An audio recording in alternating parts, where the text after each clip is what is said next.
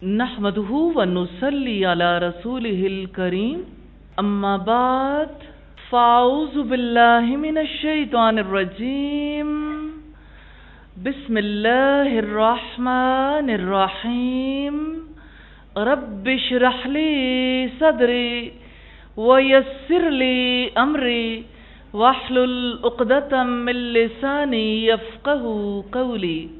آج سے ہم اللہ کریم کے فضل و کرم سے عورت کورس کا آغاز کرنے جا رہے ہیں۔ اس کورس کا بنیادی مقصد یہ ہے کہ ہم یہ جان پائیں کہ رب تعالیٰ نے ہم میں اور مردوں میں کیا فرق رکھا ہے، قدیم اور جدید تہذیبوں اور مذاہب میں عورت کے بارے میں کیا غلط فہمیاں پائی جاتی رہیں، اور بحیثیت عورت کے معاشرے میں ہمارا کیا کردار ہے، تاکہ ہم اپنا کردار بہترین طریقے سے انجام دینے کے قابل ہو جائیں۔ سورہ النساء کی آیت نمبر 1 میں رب العزت کا ارشاد ہے، یا ایھا الناس اتقوا ربکم الذی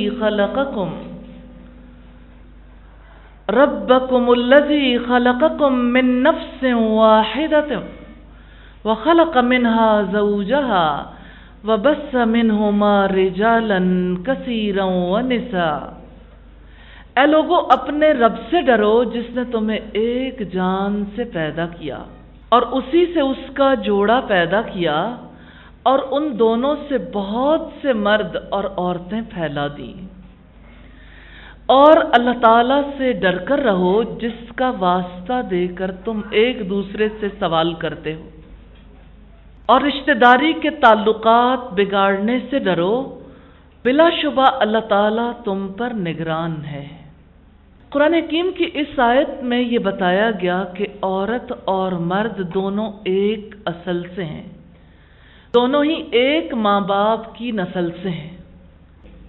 قرآن کریم نے واضح طور پر اس حقیقت کا اعلان کیا ہے کہ مرد اور عورت دونوں کی ایک جنس ہے، اور دونوں کے مجموعے سے انسان کی تکمیل ہوتی ہے۔ فطری طور پر مرد اور عورت دونوں ایک دوسرے سے مانوس ہیں۔ سورہ الروم میں ارشاد ہے، اور اس کی نشانیوں میں سے یہ ہے کہ اس نے تمہارے لیے تمہاری ہی جنس سے بیویاں بنائیں تاکہ تم اس کے پاس سکون حاصل کرو، اور تمہارے درمیان محبت اور رحمت پیدا کر دی۔ اس سے یہ پتہ لگتا ہے کہ مرد اور عورت دونوں پیدائش کے اعتبار سے مختلف نہیں ہیں، بلکہ ایک ہی جنس سے ان کا تعلق ہے۔ لیکن اگر ہم قدیم اور جدید تہذیبوں کا جائزہ لینا چاہیں تو جب سے انسان زمین پر آیا، اس وقت سے لوگوں کے درمیان یہ مسکنسیپشن ہے، غلط فہمی ہے کہ عورت نے آدم کو جنت سے نکلوا دیا۔ عورت ناقص العقل ہے، حریص ہے، لالچی ہے، اس کی عقل گدی میں ہے۔ اور فقط کسی ایک علاقے کی بات نہیں، بات یورپ کی ہو یا ایشیا کی، روم کی ہو یا یونان کی، ہندوستان کی ہو یا ایران کی، ہر جگہ، ہر دور، ہر زمانے میں عورت کے بارے میں اسی طرح کے تصورات عام رہے۔ ہر زمانے میں عورت کو ہمیشہ انسانیت کے کاندھوں کا بوجھ خیال کیا گیا، اسی لیے کبھی اسے زندہ گاڑ دیا گیا، اور اگر زندہ رکھا گیا تو اس کی بولی لگائی گئی۔ کئی مردوں نے اس سے شادیاں رچائیں۔ اہل یونان اپنی تہذیب و تمدن پر بہت زیادہ فخر کیا کرتے تھے، لیکن عورت کے بارے میں ان کا عقیدہ یہ تھا کہ اگر آگ سے جل جائیں تو نجات ممکن ہے، سانپ کے ڈسے کا علاج ممکن ہے، لیکن عورت کے شر کا کوئی مداوع نہیں ہے۔ یہ وہ تہذیبیں تھیں جنہوں نے انسانیت پر بڑے گہرے اثرات چھوڑے ہیں۔ عورت کا مرتبہ یونان میں اتنا گرا ہوا تھا کہ اس کی حیثیت بچہ پالنے والے غلام سے بڑھ کر نہیں تھی۔ عورتوں کو ان کے گھروں میں بند کر دیا گیا تھا۔ وہ تعلیم سے محروم تھیں، ان کے شوہر انہیں گھریلو سامان کی طرح سمجھتے تھے۔ یونان کے لوگ عورت کو گری پڑی چیز شمار کیا کرتے تھے۔ اور کتنی عجیب بات ہے کہ جیسے گھریلو سامان کی خرید و فروخت ہوا کرتی تھی، اسی طرح سے عورت بھی بکتی تھی۔ اگر مجموعی طور پر ہم دیکھیں تو عورت کو کسی قسم کی آزادی حاصل نہیں تھی، نہ اس کا کوئی شہری حق تھا، نہ میراث میں اس کا کوئی حصہ تھا۔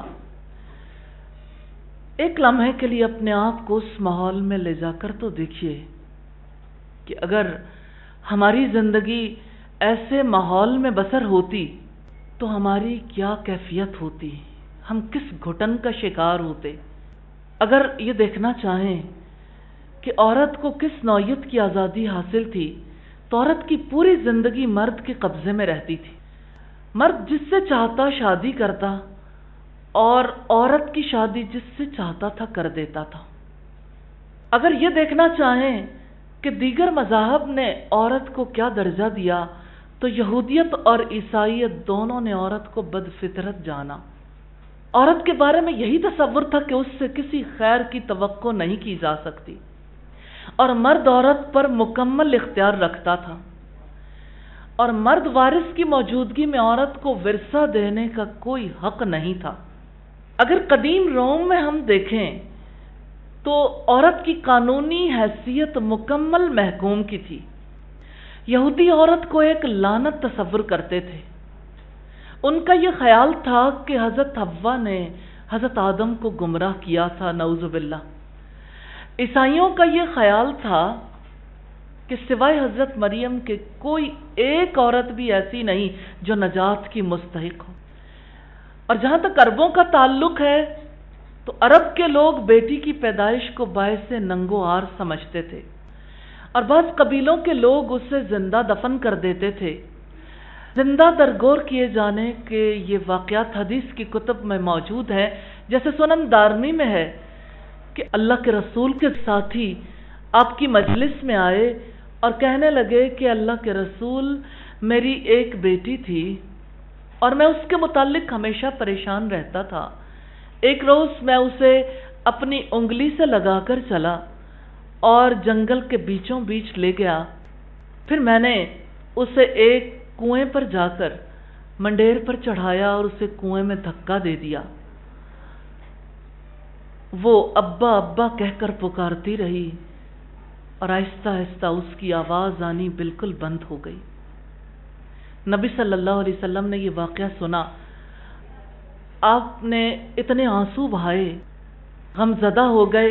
لوگوں نے کہا کہ اے شخص، تو نے اللہ کے رسول کو غمگین کر دیا۔ تو آپ نے کہا اسے کہنے سے مت روکو، اور اس سے کہا کہ اے شخص، آپ دوبارہ کہو، اپنا معاملہ پھر بیان کرو کہ آپ کے ساتھ کیا بیتی۔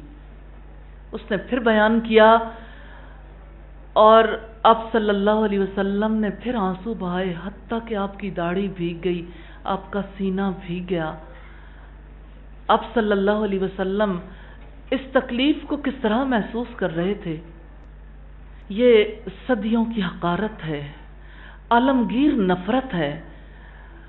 عورت کو یہی کچھ انسانیت نے دیا تھا، اور اس نفرت نے عورت کو اتنا بھی بھلا دیا تھا کہ کیا اس کا بھی کوئی حق ہے؟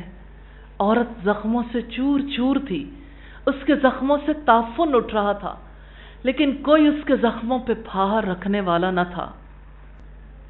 وقت بدلتے رہے، دور تبدیل ہوتے رہے، عورت حالات کی چکی میں پستی رہی، اتنی تبدیلیاں آئیں، لیکن وہ جو اس کے خون سے، اس کے گوشت پوست سے پل کر جوان ہوتے رہے، انہوں نے ہی اسے کسی قابل نہ سمجھا۔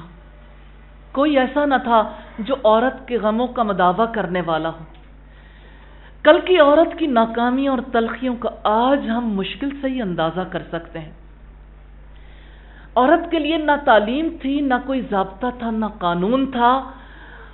عورت ایسے حالات کے اندھیروں میں، ایسی تاریکیوں میں جکڑی ہوئی تھی جہاں روشنی کی ایک کرن بھی نہیں پہنچتی تھی۔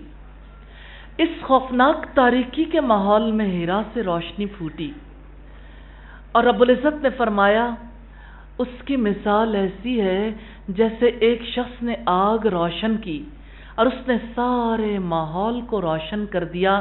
یہ مثال تھی محمد صلی اللہ علیہ وسلم کی۔ یہ سورہ البقرہ کی آیت نمبر 17 ہے۔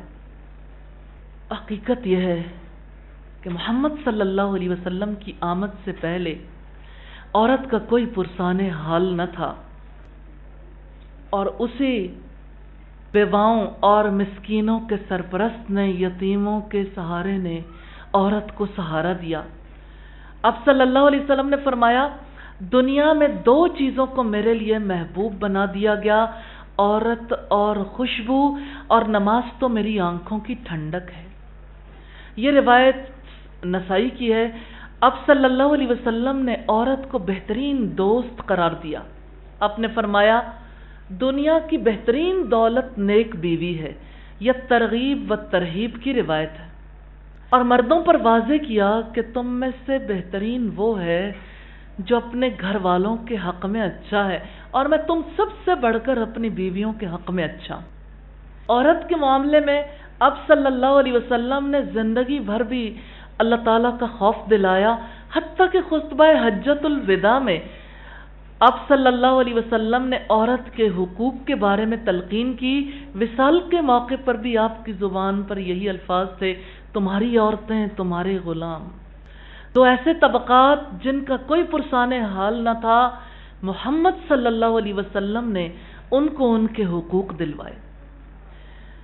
اب صلی اللہ علیہ وسلم نے بیٹی کی پرورش کو جنت جانے کا راستہ بتایا کہ جس شخص نے 3 بیٹیوں کی پرورش کی، پھر ان کو ادب سکھایا، ان کی شادی کی، ان کے ساتھ اچھا سلوک کیا، وہ بیٹیاں اس کے حق میں دوزخ سے ڈھال بن جائیں گی۔ کسی صحابی نے سوال کیا کہ اللہ کے رسول اگر کسی کی 2 بیٹیاں ہوں تو آپ نے فرمایا 2 کے لیے بھی یہی معاملہ ہے۔ راوی حدیث کہتے ہیں کہ اللہ کے رسول سے یہ کسی نے سوال نہیں کیا تھا کہ اگر کسی کی 1 بیٹی ہو، لیکن اب صلی اللہ علیہ وسلم نے اس وقت جو طریقہ اختیار کیا تھا کہ اگر آپ سے کوئی بھی یہ پوچھتا کہ 1 بیٹی، تو آپ یقیناً یہی جواب دیتے کہ 1 بیٹی کے لیے بھی وہی کچھ۔ اب صلی اللہ علیہ وسلم نے فرمایا جس کے ہاں بیٹی ہو پھر وہ اس کو زمین میں نہ گاڑے، نہ اس کی تحقیر کرے، نہ اس کو اپنے بیٹے پر ترجیح دے، اللہ تعالیٰ اس کو جنت میں داخل کر دیں گے۔ اسلام نے عورت کو کتنا بڑا اعزاز دیا، اور جیسا کہ ہم نے سورہ النساء کی آیت سے بھی دیکھا کہ اے لوگو اپنے رب سے ڈرو جس نے تمہیں ایک جان سے پیدا کیا اور اسی سے اس کا جوڑا بنایا، اور اس سے بہت سے مرد اور بہت سی عورتیں زمین میں پھیلا دی۔ تو اصل بات یہ ہے کہ اللہ تعالیٰ نے ایک ہی جنس سے پیدا کیا۔ پیدائش کے اعتبار سے ہمیں رب تعالیٰ نے واضح کر دیا کہ مرد اور عورت میں کوئی فرق نہیں۔ قرآن حکیم یہ بھی واضح کرتا ہے کہ نیک اعمال کو انجام دینے میں اور نیک اعمال کے اجر کے اعتبار سے بھی دونوں میں کوئی فرق نہیں ہے۔ اسی طرح سے عورت کے لیے جو کردار رب تعالیٰ نے متعین کیا، گھر کے اندر کی ذمہ داریاں اس پر عورت کے لیے اسی طرح اجر ہے جیسے باہر کی ذمہ داریاں نبھانے پر مرد کے لیے اجر ہے۔ تو جہاں رب العزت نے عورت کے مقام کو واضح کیا، وہاں پر خاص طور پر یہ بتایا وَخَلَقَ مِنْهَا زَوْجَهَا کہ اسی سے اس کا جوڑا پیدا کیا، یعنی اس سے مراد ہے من جنسها، اس کی جنس سے اس کا جوڑا پیدا کیا۔ تو عورت اور مرد ایک ہی نسل سے پیدا ہوئے، ان کی اصل ایک ہی ہے۔ حقیقت یہ ہے کہ اللہ تعالیٰ نے دونوں کے درمیان فرق نہیں رکھا۔ آخر ایسا کیوں ہو گیا کہ عورت کو انسان ہی نہیں سمجھا گیا؟ عیسائیت کی تاریخ ہمیں یہ بتاتی ہے 4 صدیوں تک عورت کو انسان ہونے کا حق حاصل نہیں تھا۔ ویٹیکن سٹی میں ایک کونسل کے زیر اہتمام یہ فیصلہ کیا گیا کہ عورت انسان ہے مگر مرد کی غلام ہے۔ تو عورت کو مرد کی غلام بنا کر پیش کیا گیا۔ بہت بڑا خواب جو یورپ نے عورت کے بارے میں دکھایا وہ یہی تھا کہ عورت مرد کی غلام ہے۔ اور اسی وجہ سے ہم دیکھتے ہیں کہ دنیا کے مختلف گوشوں میں جو عورت کے بارے میں تصورات پائے جاتے تھے وہ اسی قبیل کے تھے، اور عورت کو نہ تو زندہ رہنے کا حق تھا، نہ مال پر حق تھا، نہ تعلیم کا حق تھا، نہ ہی رائے دینے کا حق تھا، نہ معاشرتی طور پر اس کا کوئی سٹیٹس تھا۔ اس اعتبار سے یہ دیکھنے کی ضرورت ہے کہ مختلف مذاہب میں اور مختلف تہذیبوں میں الگ الگ ہم دیکھیں کہ عورت کا کیا مقام رہا۔ سب سے پہلے ہمیں فطرت کے نظام کو دیکھنے کی ضرورت ہے۔ بات یہ ہے کہ فطرت کے نظام کو تو ہم نے دیکھا، رب کریم نے عورت کے مقام کو واضح کیا ہے۔ جو کوئی فطرت کے نظام سے انحراف کرتا ہے اس کا انجام ناکامی ہے، اور فطرت کے مطابق چلنے میں ہی کامیابی ہے۔ یہ زندگی کی تعمیر کا بنیادی اصول ہے۔ اس اصول کو سمجھے بغیر زندگی کی کامیابی کی توقع نہیں کی جا سکتی، اور زندگی کو فطری بنیادوں پر تعمیر نہیں کیا جا سکتا۔ سب سے پہلے تو انسان کو یہ جاننا چاہیے کہ وہ اپنے آپ کو بنانے والا خود نہیں ہے، اس کو کوئی اور بنانے والا ہے، اور جس نے انسان کو بنایا اسی نے دنیا کو اپنے نقشے کے مطابق بنایا۔ انسان کو ہر حال میں اس نقشے کی مطابقت کرنی ہے۔ اگر کوئی شخص اپنے نقشے کے مطابق زندہ رہنا چاہتا ہے تو اسے اپنی دنیا الگ تخلیق کرنی پڑے گی، کیونکہ موجودہ دنیا اس کے لیے درست انتخاب نہیں ہے۔ اور سچی بات یہ ہے کہ انسان کے لیے ممکن نہیں ہے، نہ وہ خود کو وجود میں لا سکتا تھا، نہ اپنے لیے کوئی دنیا بنا سکتا ہے۔ 2 آیات سے اس کی وضاحت کرنا چاہتی ہوں۔ ایک سورہ الدہر سے رب العزت نے ارشاد فرمایا، هل أتى على الإنسان حين من الدهر لم يكن شيئا مذكورا، کیا علامت ناہی زمانے میں انسان پر کبھی کوئی ایسا وقت گزرا ہے جب وہ کوئی قابل ذکر چیز نہ تھا؟ ہاں ایسا ہی تھا۔ کوئی ماں نہیں جانتی اپنے بچے کی پیدائش سے پہلے کہ اس کے یہاں اس نام کا، اس شکل و صورت کا، اس ذہانت کا کوئی بچہ پیدا ہوگا۔ اسی طرح سے کوئی فرد خود نہیں جانتا تھا اپنی پیدائش سے پہلے کہ مجھے اس قسم کا وجود دیا جائے گا، سننے والا، بولنے والا، سمجھنے والا۔ تو یہ رب تعالیٰ کی رحمت ہے کہ اس نے وجود عطا کیا۔ دوسری آیت جو آپ کے سامنے رکھنا چاہتی ہوں سورہ الرحمن کی ہے، یا معشر الجن والانس، اے گروہ جن و انس، ان استطعتم ان تنفذوا من اقطار السماوات والارض فانفذوا لا تنفذون الا بسلطان، اگر تم زمین اور آسمان کے کناروں سے نکل کر بھاگ سکتے ہو بھاگ دیکھو، نہیں بھاگ سکتے اس کے لیے بڑا زور چاہیے۔ تو انسان کے لیے تو یہ بھی ممکن نہیں کہ اپنے ہوم لینڈ کو چھوڑ کر، اپنی زمین کو چھوڑ کر کہیں باہر قوت زور کے بغیر جا سکے۔ یہ زور، یہ قوت انسان کے پاس نہیں ہے کہ وہ اپنی دنیا الگ تعمیر کر سکے۔ جب وہ اپنی دنیا الگ تعمیر نہیں کر سکتا، اسے رہنا اسی دنیا میں ہے، تو جس نے دنیا بنائی اسی نے یہ نظام بنایا ہے۔ اس نظام کے مطابق مرد اور عورت دونوں نصف نصف انسانیت ہے۔ کچھ فرائض مرد کے ہیں اور کچھ فرائض عورت کے ہیں، دونوں کے ملنے سے ہی بیسک یونٹ بنتا ہے، یعنی خاندان وجود میں آتا ہے، اور اسی سے نئی نسل کی تعمیر ہوتی ہے۔ تو دنیا کو بنانے والے نے اس کا نظام اس طرح سے بنایا ہے کہ یہاں چیزوں کو متحد اور مستحکم انداز میں چلانے کے لیے ان کا ایک مرکز، ان کا ایک نیوکلیس ہوتا ہے۔ یہی مرکز اس کے مختلف اجزاء کو جوڑنے کا ذریعہ ہوتا ہے۔ اب چھوٹے سے چھوٹے ذرے میں دیکھ لیجئے، ایٹم کا ایک نیوکلیس ہوتا ہے، اس نیوکلیس کے گرد اس کے الیکٹرانز موو کرتے ہیں۔ اور اقبال کہتا ہے کہ لہو خورشید کا ٹپکے اگر ذرے کا دل چیریں، یعنی خورشید کے لہو سے مراد وہ بنیادی مادہ جس سے سورج بنا ہے، وہ مادہ اور ایٹم دونوں ایک ہی چیز ہیں۔ تو خورشید کے لہو سے مراد ایٹامک انرجی ہے، اور ایٹامک انرجی ایٹم کے ٹوٹنے سے پیدا ہوتی ہے۔ تو کائنات میں کہانی ایک ہی ہے، چاہے چھوٹے سے ایٹم کی بات کریں یا اسی طرح چھوٹے سے سیل کی بات کریں، زندہ اجسام کے لیے جو بنیادی مادہ وجود میں لانے کے لیے ضروری ہوتا ہے۔ اسی طرح سے آپ آسمانوں کی طرف نظر اٹھا کر دیکھیں تو آپ کو سولر سسٹم ملے گا، اور اس نظام میں سیارے بھی ہیں۔ ان تمام اجزاء کو جوڑنے والا سورج ہے۔ سورج اس مجموعے کے درمیان ہے، اور اسی کے گرد سارے سیارے اور سیارچے گھومتے ہیں۔ یہی نظام کائنات کی مثال ہے۔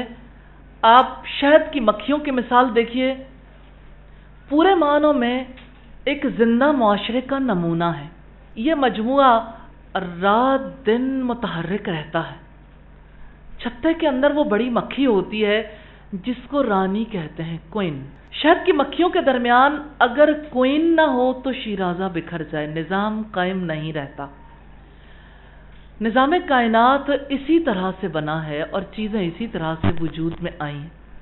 اسی طرح سے گھریلو نظم ہے، خاندان کا ایک نظام ہے۔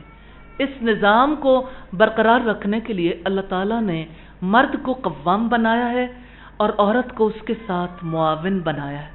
قرآن حکیم جو فطرت کی کتاب ہے، اس میں رب العزت نے اسی کے بارے میں واضح کیا ہے، الرجال قوامون علی النساء، مرد عورتوں پر قوام ہے، کیونکہ اللہ تعالیٰ نے ایک کو دوسرے پر فضیلت دی ہے، اور کیونکہ انہوں نے اپنے اموال میں سے خرچ کیا ہے۔ یہ آیت النساء کی 34 نمبر آیت ہے، جس سے پتہ چلتا ہے کہ مرد عورتوں پر قوام ہے، نگران ہے۔ دنیا میں بھی عام حالات میں اگر سوسائٹی کے اندر دیکھیں، کمپنیاں، ادارے بنتے ہیں، مملکتیں وجود میں آتی ہیں، ہر جگہ پہ کوئی نہ کوئی فائنل اتھارٹی ضرور ہوتی ہے۔ کسی کمپنی کا کوئی نہ کوئی ڈائریکٹر ہوتا ہے، ہر آفس میں ایک باس ہوتا ہے، مزدوروں پر کوئی نہ کوئی سپروائزر ہوتا ہے، حکومت ہو تو کوئی نہ کوئی صدر یا وزیر اعظم ہوتا ہے۔ اسی طرح سے معاملات چلتے ہیں، اور اگر یہ معاملات اس طرح سے نہ چلیں تو انارکی پھیل جاتی ہے۔ اللہ تعالیٰ کے قانون کے مطابق خاندانی زندگی کا نظام اسی اصول پر قائم کیا گیا ہے۔ قرآن مجید میں رب تعالیٰ نے ارشاد فرمایا، الرجال قوامون علی النساء، مرد عورتوں پر قوام ہے۔ تو قوام ہونے سے یہ مراد نہیں ہے کہ مرد عورتوں سے افضل ہیں اور اس کے مقابلے میں عورتیں غیر افضل ہیں۔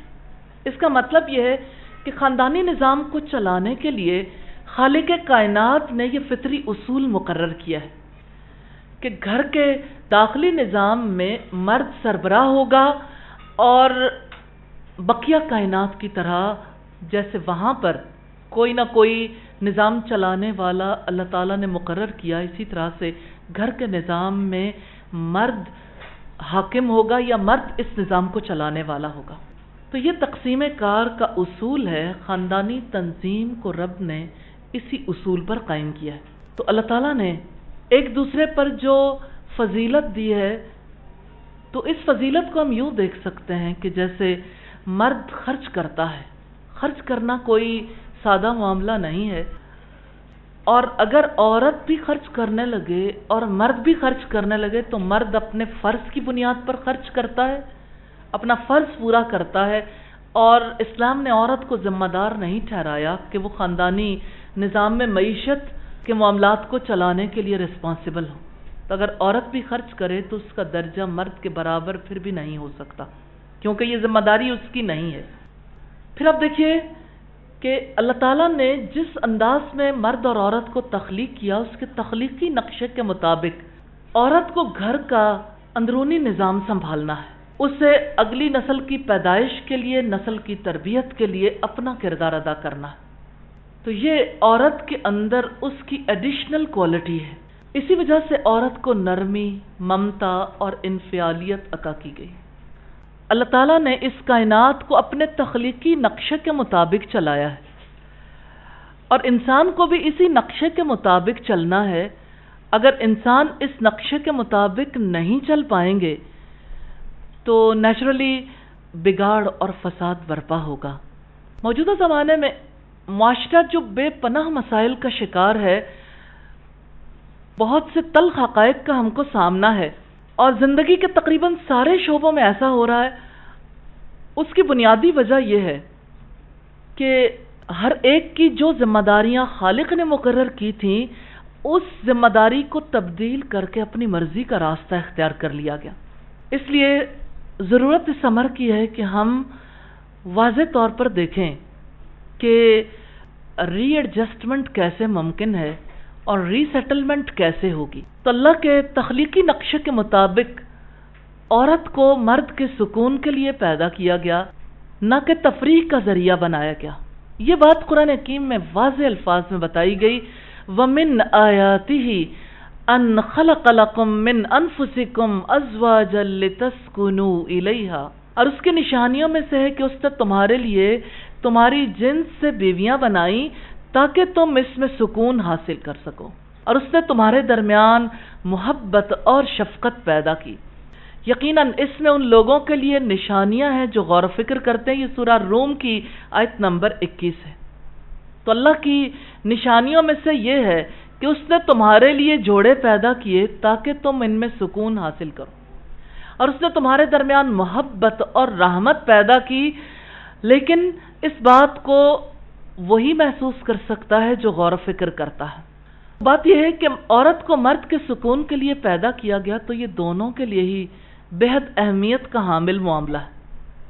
اور سچی بات یہ ہے کہ زندگی کے سفر میں اگر دونوں اپنے اپنے مقام کو پہچان جائیں تو دونوں کا ہی بہت زیادہ فائدہ ہوگا۔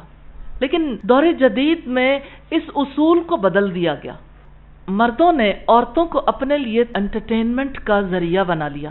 اس کا نتیجہ یہ ہوا کہ زندگی کا پورا نقشہ بگڑ کر رہ گیا۔ عورت کو جو رول ادا کرنا تھا، جو کردار ادا کرنا تھا، وہ صحیح معنوں میں ادا نہیں کر پائی، اور اللہ کے تخلیقی نقشے میں یہ شامل ہی نہیں تھا کہ عورت باہر کی ذمہ داریاں سنبھالے۔ یہ ایک غیر فطری صورتحال تھی جس نے زندگی کے سارے معاملات کو بگاڑ کر رکھ دیا، اور یہ اسی کا نتیجہ ہے کہ آج سوسائٹی کا نقشہ بدل گیا ہے۔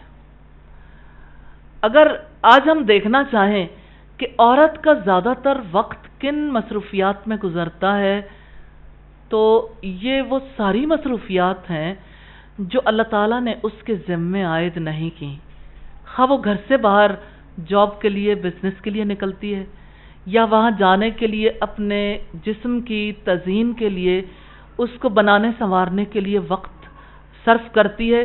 دونوں طرح کی چیزوں نے عورت کی مصروفیات کو بدل کر رکھ دیا، اور اسی وجہ سے آپ دیکھیے کہ جب عورت نے اپنی فطری ذمہ داریوں کو چھوڑا اور اپنے آپ کو انٹرٹینمنٹ کا ذریعہ بنانے کی کوشش کی، تو اب اس کی حیثیت بھی محض تفریح کی، محض ایک کھلونے کی سی ہو گئی، اور اسی چیز نے اسے نیم برہنگی تک پہنچا دیا ہے۔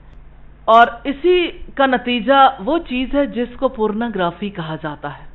اس جنون نے جو مکروہ صورتیں اختیار کی ہیں، اس میں کاسمیٹک سرجری بھی ہے، یعنی اپنے چہرے کے نقوش کو اپنی مرضی کے مطابق بنوانا۔ خوبصورت بنانے کی یہ ٹیکنیک اپنی حقیقت کے اعتبار سے ایک بہت مہنگی تدبیر ہے، جس سے نت نئے مسائل پیدا ہو رہے ہیں، جس کی وجہ سے انسانیت کے لیے بڑی پیچیدگیاں پیدا ہو گئی ہیں۔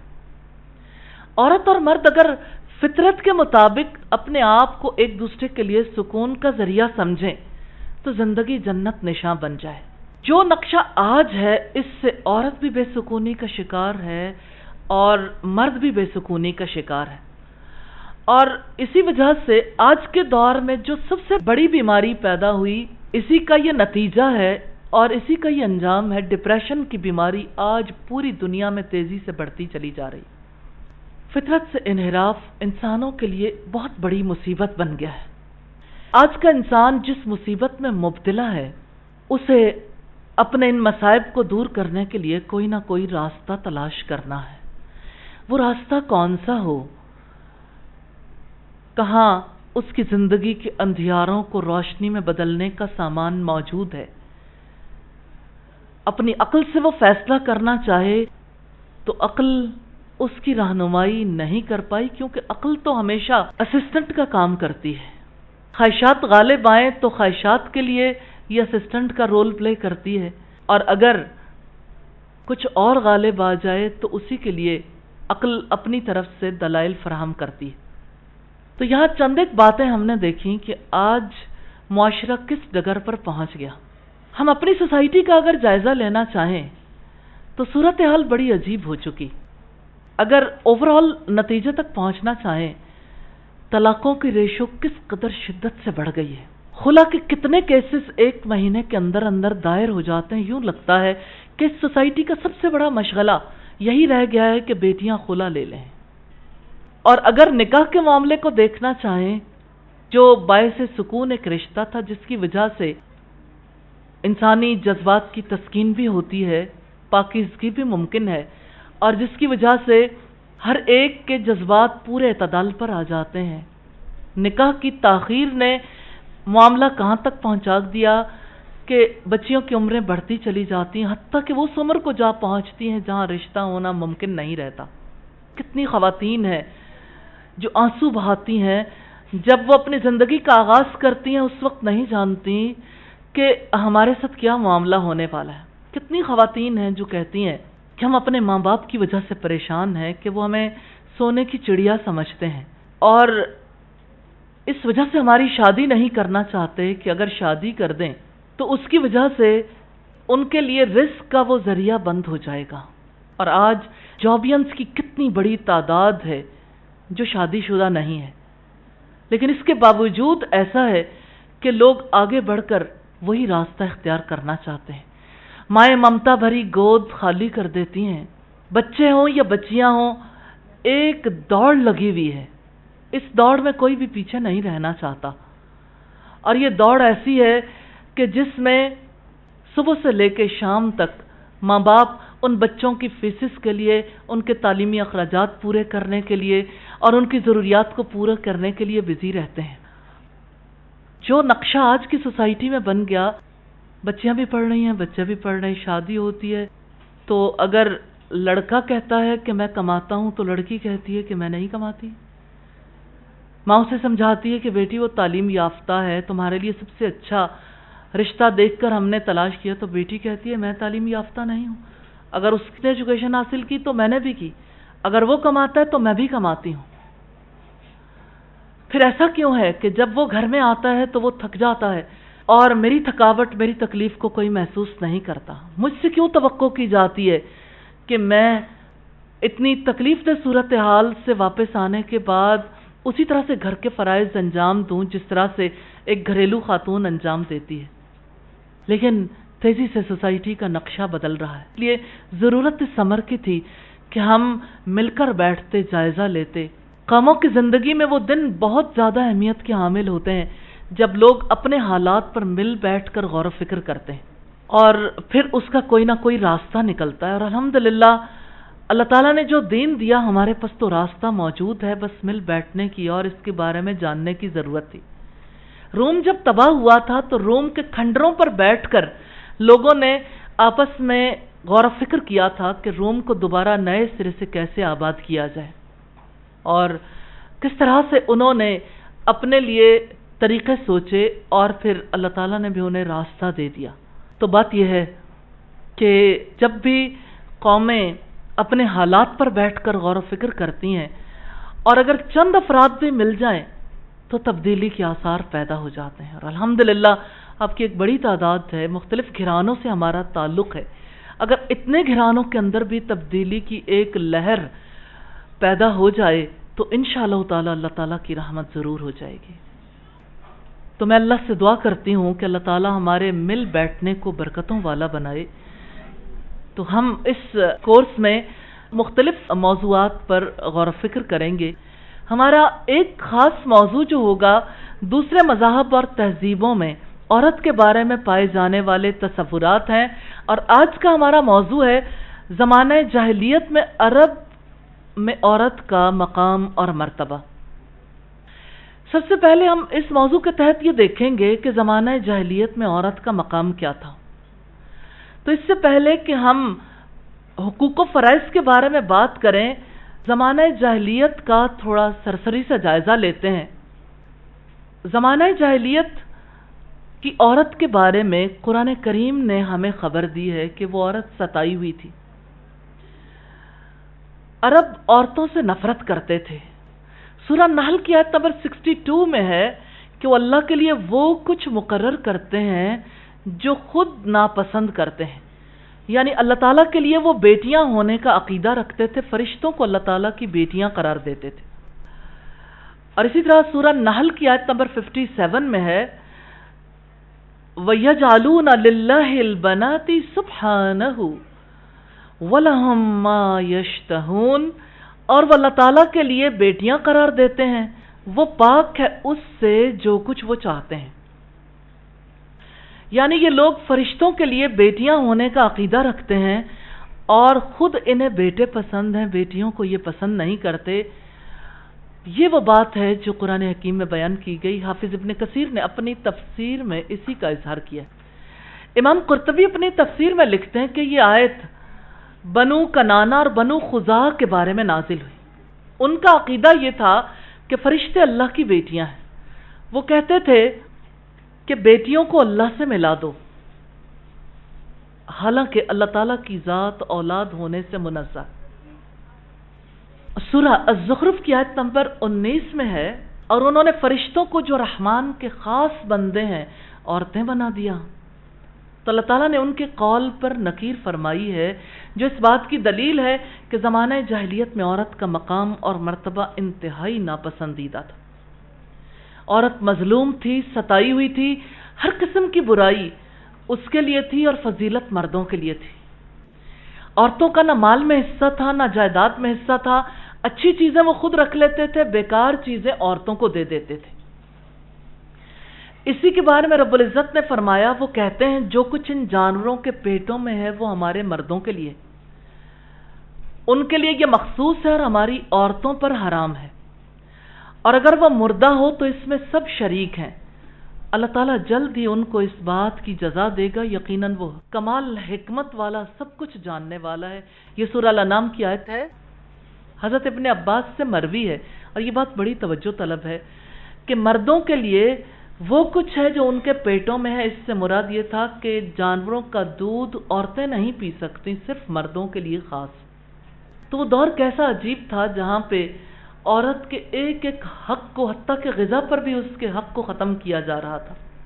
اور ان کے مرد دودھ پیا کرتے تھے۔ بکری جب کوئی نر بچہ جنتی تھی تو وہ ان کے مردوں کا ہوتا، اگر بکری پیدا ہوتی تو وہ اسے ذبح نہیں کرتے تھے، یوں ہی چھوڑ دیتے تھے۔ پھر اللہ تعالیٰ نے مسلمانوں کو ایسا کرنے سے منع کر دیا۔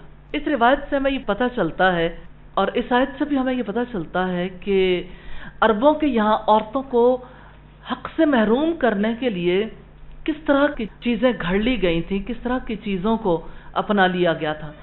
ابو جعفر طبری نے اس آیت کی تفسیر میں سے نقل کیا ہے کہ ان جانوروں سے زندہ پیدا ہونے والا بچہ خالص ان کے مردوں کے کھانے کے لیے ہوتا تھا اور عورتوں کے لیے حرام ہوتا تھا، اور اگر مردہ پیدا ہو جاتا تو پھر عورت کو حق دے دیا جاتا کہ مردہ میں ان کے ساتھ شریک ہو جائے۔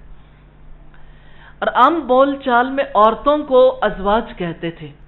طبری کہتے ہیں اللہ تعالیٰ نے ان افطرا پردازوں سے جو حلال کو حرام اور حرام کو حلال ٹھہراتے تھے، یعنی اللہ کے قانون کو تسلیم نہیں کرتے تھے، تو اللہ تعالیٰ انہیں اس کیے کی سزا ضرور دے گا، کیونکہ اللہ تعالیٰ اپنی تمام تدابیر میں حکمت والا ہے اور بڑی شان رکھنے والا ہے۔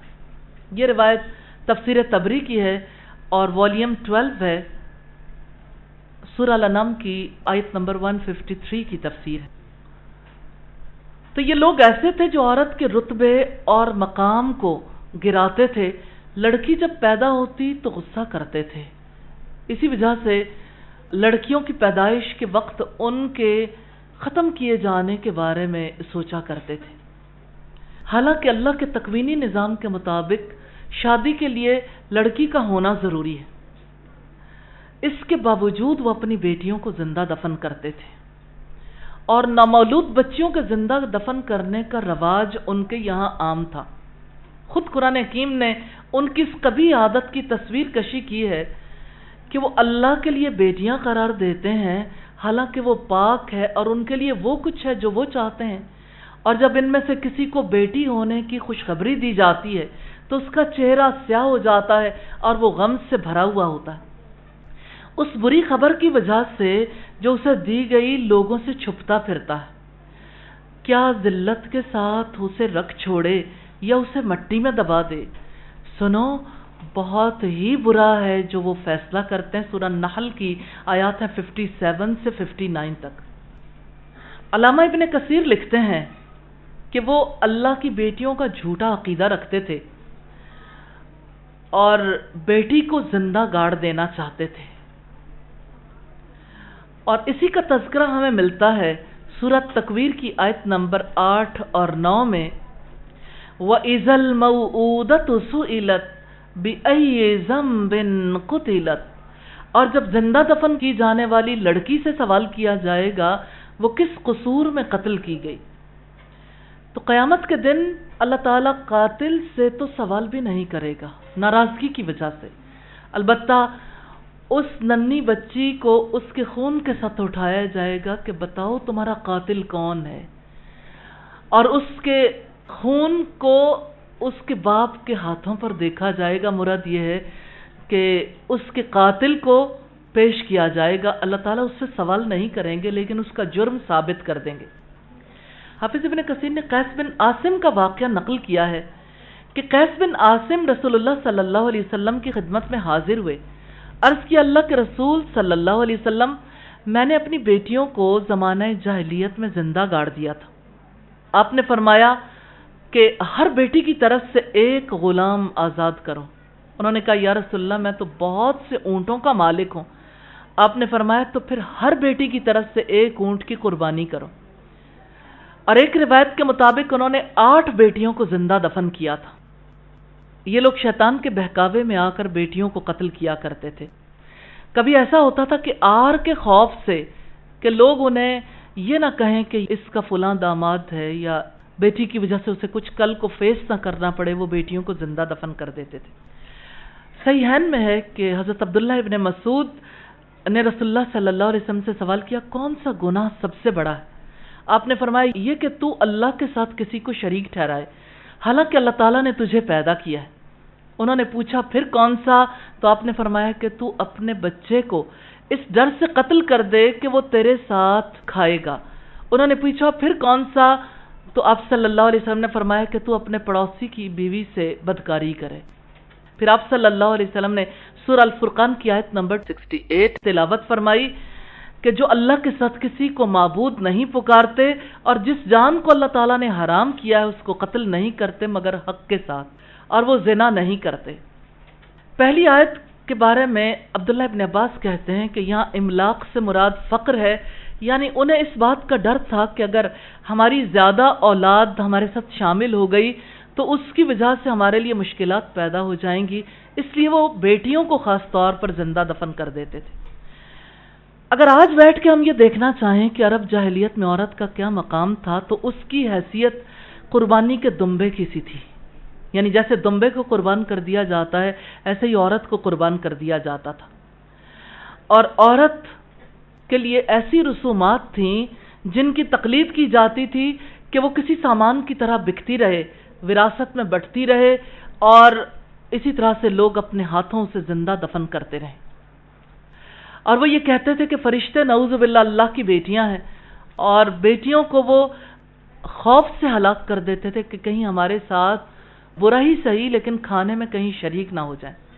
زمانے جاہلیت میں ہم یہ بھی دیکھیں گے کہ عورتوں کی شادی کیسے ہوا کرتی تھی۔ نکاح کے بھی مختلف طریقے ان کے یہاں رائج تھے، اور ان میں سے زواج البولہ یہ نکاح عرب میں عام تھا کہ مرد ایک یا بہت سی عورتوں کا مالک ہوتا تھا۔ بولہ سے مراد ہے شوہر ہونا۔ اس میں عورت کی حیثیت مال و متاع یا سامان جیسی ہوتی تھی، اور اسی طرح سے دوسرا طریقہ زواج البدل تھا۔ بدلے کی شادی سے مراد یہ ہے کہ بیویوں کا آپس میں تبادلہ کرنا۔ دو مرد آپس میں اپنی اپنی بیویاں بدل لیتے تھے، اور اس کا عورت کو علم نہیں ہوتا تھا، نہ اس کے لیے ایجاب و قبول کی ضرورت تھی، نہ مہر کی ضرورت تھی۔ اس سے بڑھ کر عورت کی کیا تذلیل ہو سکتی ہے کہ اس کی زندگی کا فیصلہ بیٹھ کر دو مرد آپس میں کر لیں اور اسے ہر طرح کے حق سے محروم کر دیں۔ تیسرا نکاح نکاح متع تھا۔ یہ نکاح بغیر خطبہ نکاح کے ہوتا تھا، گواہوں کے بغیر ہوتا تھا۔ عورت اور مرد آپس میں ایک مقررہ مدت تک کسی بھی مہر پر متفق ہو جاتے تھے، اور اس میں طلاق کی ضرورت نہیں پیش آتی تھی، یعنی 1 سال کے لیے نکاح کیا یا 1 مہینے کے لیے یا 3 سال کے لیے نکاح کیا تو یہ مدت مقرر کر لیتے، مدت ختم ہوتی تو نکاح بھی ختم ہو جاتا تھا۔ اور اگر ایسی عورت کی اولاد پیدا ہوتی تو اسے باپ کا نام نہیں دیا جاتا تھا۔ ظاہر ہے کہ باپ کا نام نہیں دیا جاتا تھا تو باپ کے ورثے میں بھی شریک نہیں کیا جاتا تھا، باپ اس کے لیے کسی بھی اعتبار سے رسپانسبل نہیں ہوتا تھا۔ اسی طرح سے چوتھی قسم تھی دوستی کی شادی کی۔ اس میں مرد عورت کو اپنے گھر بغیر نکاح، بغیر خطبے، بغیر مہر کے رکھ لیتا تھا، اس سے ازدواجی تعلقات قائم کر لیتا تھا۔ رضامندی سے یہ سلسلہ جاری رہتا، باہمی رضامندی سے ہی ختم ہو جاتا تھا۔ اس میں بھی کسی قسم کی طلاق کی ضرورت پیش نہیں آتی تھی، اور جو اولاد ہوتی تھی وہ ماں کی طرف منسوب ہوتی تھی، جیسا آج کل مغربی معاشرے میں بھی یہی قدیم جاہلیت کا طریقہ کار رائج ہے کہ لوگ آپس میں فرینڈشپ کے تحت شادیاں کر لیتے ہیں یا تعلق قائم کر لیتے ہیں، اور جب جی چاہے اس تعلق کو چھوڑ دیتے ہیں۔ اسی طرح سے ایک اور نکاح نکاح الزینہ ہے۔ یہ وہ نکاح تھا کہ جنگ کے بعد مال اور قیدی ہاتھ لگتے تھے، اور جاہلیت میں فاتح کے لیے مفتوح کی عورتیں اور مال وغیرہ سب کچھ مباح ہوتا تھا۔ عورتیں فاتح کی ملکیت ہو جاتی، چاہتا تو انہیں بیچ دیتا، چاہتا تو انہیں اپنے پاس رکھ لیتا، چاہتا تو یوں ہی چھوڑ دیتا، چاہتا تو ان سے مباشرت کر لیتا، اور چاہتا تو صبح سے لے کر شام تک ایک آزاد عورت غلام بن کر بک جاتی ہے۔ یہ نکاح ایسا تھا جس میں نہ خطبے کی ضرورت تھی، نہ مہر کی، نہ ایجاب و قبول کی، یعنی عورت تو کسی کھاتے میں ہی نہیں تھی۔ اسی طرح سے وٹے سٹے کی شادی کا رواج تھا، اسے نکاح شغار کہا جاتا ہے۔ پھر نکاح الاستبزاء تھا۔ اس نکاح سے مراد یہ ہے کہ ایک شوہر اپنی بیوی کو خود کسی دوسرے خوبصورت مرد کے ساتھ رہنے کے لیے بھیج دیتا تھا تاکہ اولاد خوبصورت پیدا، اور اس وقت تک جب تک حمل کلیئر نہیں ہو جاتا تھا اس سے تعلق قائم نہیں کرتا تھا، پھر جب ایسا ہو جاتا تو پھر اس کے ساتھ تعلق قائم کرتا۔ اسی طرح 8ویں صورت تھی نکاح الرہط۔ یہ اجتماعی نکاح تھا، 10 آدمی ایک عورت سے نکاح کے لیے جمع ہوتے تھے، اور ہر ایک عورت سے تعلق قائم کرتا، اور جب عورت کی اولاد پیدا ہوتی تو وہ عورت جس کے نام چاہتی اس کو منسوب کر دیتی تھی۔ اسی طرح نکاح البغایا تھا، فاحشہ عورتوں کا نکاح۔ تو اس میں بعض اوقات 10 افراد ہوتے، بعض اوقات 10 سے زیادہ ہوتے، اور یہ قیافہ شناسی سے ہی طے کیا جاتا تھا کہ بچہ کس کا ہے۔ حضرت عائشہ صدیقہ کہتی ہیں کہ زمانہ جاہلیت میں نکاح کی 4 صورتیں رائج تھیں۔ بہرحال بات یہ ہے کہ جو بھی نکاح کی صورت تھی اس میں عورت بہت زیادہ تنگی اور تکلیف میں تھی، کیونکہ عورت کو کوئی مقام اور مرتبہ حاصل نہیں تھا۔ اور سورہ نور کی آیت نمبر 33 میں ہے، اپنی لونڈیوں کو جبکہ وہ پاک دامن رہنا چاہتی ہوں پیشے پر مجبور نہ کرو کہ تم دنیا کی زندگی کا کچھ فائدہ حاصل کر لو۔ تو اللہ تعالیٰ نے روکا تھا کہ البغاء پر، یعنی پیشے پر انہیں مجبور نہ کرو۔ اس آیت کا شان نزول یہ تھا کہ عبداللہ ابن ابی اپنی لونڈیوں کو بدکاری کے لیے مجبور کرتا تھا کہ مال کما کر لاؤ اور یہ مال مجھے دو، اور زمانہ جاہلیت میں ان کی کوئی تعداد مقرر نہیں تھی، کیونکہ عرب ایک سے زائد شادیاں کرتے تھے اور بیویوں کی کوئی تعداد مقرر نہیں تھی۔ اسلام نے اس کے لیے تعداد مقرر کی۔ زمانہ جاہلیت میں اگر عورت کی طلاق کے حوالے سے دیکھیں تو بغیر کسی ضابطے، کسی اصول کے اسے طلاق دے دی جاتی تھی۔ جب مرد چاہتا طلاق دے دیتا، اور جب چاہتا اس طلاق کو واپس اپنی زوجیت میں لوٹانے کے قابل ہوتا تھا۔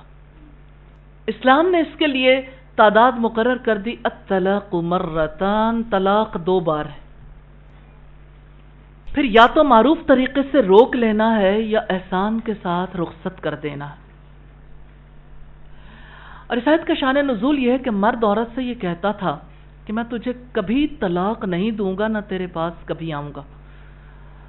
تو عورت نے پوچھا کہ وہ کیسے؟ تو اس نے کہا کہ میں تجھے طلاق دوں گا، جب عدت ختم ہونے لگے گی تو تجھ سے رجوع کر لوں گا، پھر تجھے طلاق دے دوں گا، پھر جب عدت ختم ہونے لگے گی پھر رجوع کر لوں گا۔ تعداد متعین نہیں تھی، اسی وجہ سے اللہ تعالیٰ نے عورت کے لیے طلاق کو بھی مقرر کیا اور اس کے لیے عدت بھی مقرر کر دی۔ پھر زمانے جاہلیت میں اگر ہم دیکھنا چاہیں عورت کی ملکیت کا حق اسے حاصل تھا یا نہیں، نہ وراثت میں کوئی حق تھا، نہ وہ ملکیت رکھ سکتی تھی، صرف مردوں کو ہی وارث بننے کا حق تھا۔